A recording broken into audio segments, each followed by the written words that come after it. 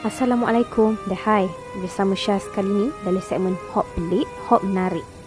Setiap anak Kelantan mesti tahu kisah Puteri Sakdong, iaitu kisah yang diwarisi zaman-zaman dari mulut ke mulut. Mengikut cerita Hot Soho, Puteri Sakdong ialah anak pada Raja Loya dari Kerajaan Jember. Sebagai tanda persahabatan, Puteri Sakdong telah diserahkan kepada Wakembe, pemerintah Kerajaan Cinta Wangsa. Wakembe atau lebih dikenali dengan panggilan Cik Siti telah menjadikan Puteri Sakdong sebagai anak angkatnya. Kisah Puteri Sakdong di Bukit Marok start bila kematian suaminya Raja Abdullah, iaitu selepas menyerahkan tahta Kerajaan Jelasing kepada adik iparnya Raja Rahim, adik kepada Raja Abdullah. Puteri Sakdong bersama pengikutnya serta pengawalnya Awal Selamat telah bersemayam di Bukit Marok. Kemudiannya beralih ke Gunung Air dan dikatakan gaib situ.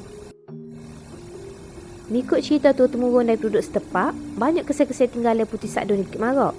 Antara Hot Soho ialah Gua Puteri Sakdong, gua utama yang terletak di kaki Bukit Marok, Gua Persinggahan, tempat Puteri Sakdong main yang terletak atas bukit, Gua Ilmu, Batu Bupa Gajah, Batu Kepal, Batu Kepala Ular atau Naga Awal Selamat berserta bekas laluan naga dan Batu Asah Pedang. Dikatakan, air yang bertakung atas batu ni tak raja kering, siapalah lah ni. Tinggalan lain adalah berupa perigi Puteri Sakdong, batu terbelah yang dikatakan ditetap oleh Awal Selamat saat uji kehebatan pedang dia, batu hampa dan banyak lagi. Dia daripada babong, pok mandu, muk mandu tu fero dia. Pok anyuk atas, rakit batang pisang.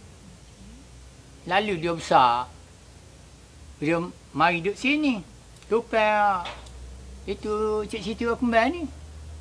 Negeri Cik Siti Wakembe dia mahu tupai sini. Hak tu dia buat kotor gapo tu pasal dia anak raja.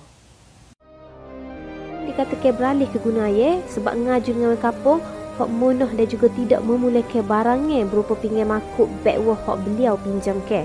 Ada dakwaan yang mengatakan jejak Puteri Sakdong hilang di Gunung Air. Wallahu alam.